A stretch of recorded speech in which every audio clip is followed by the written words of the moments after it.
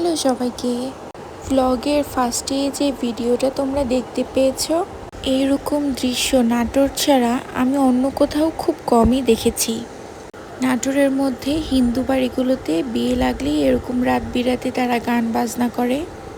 আর ওই দিন আম্মুর বাসার পাশেই একটা বাসায় বিয়ে হচ্ছিল। সো অনেক রাত অবধি আমরা সেই গান বাজনা শুনে দেন রাত করে ঘুমিয়েছিলাম। আর এটা হচ্ছে তার পরের দিনের ব্লগ। আমি বেশ কয়েক বছর পর নাটোর স্টেডিয়াম পার্কে গিয়েছিলাম।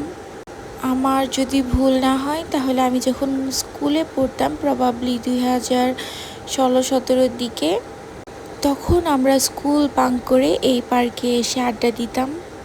কিন্তু পার্কের পরিবেশটা এখন আর আগের মতো নেই। পার্কের পরিবেশটা এখন আগের থেকে বেশ অনেকটাই উন্নত মানের করেছে। এখানে বাচ্চাদের খেলার জন্য বেশ অনেকগুলো নতুন রাইড দেখলাম। কিন্তু আমার কেন যেন খুব মন খারাপ লাগছিল। আমার স্কুল লাইফে আমরা অনেক বন্ধু বান্ধব মিলে এখানে এসে আড্ডা দিতাম। আর সেই কথাগুলো মনে করেই একটু স্যাড হয়ে গিয়েছিলাম।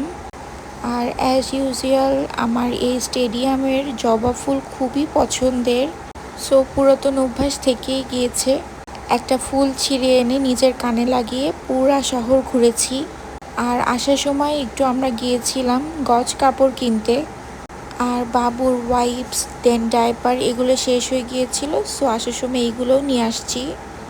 বাবুর জন্য আমি টুইঙ্কেলের এই ডাইপারটা ইউজ করি, তে একদম লিকেজ হয় না বললেই চলে।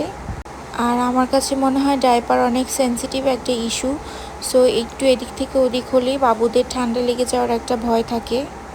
আর এই তো তারপরের দিন সকালবেলা আমরা ঢাকার উদ্দেশ্যে রওনা হচ্ছিলাম। এই তো 10-15 দিনের আমার সফর শেষ।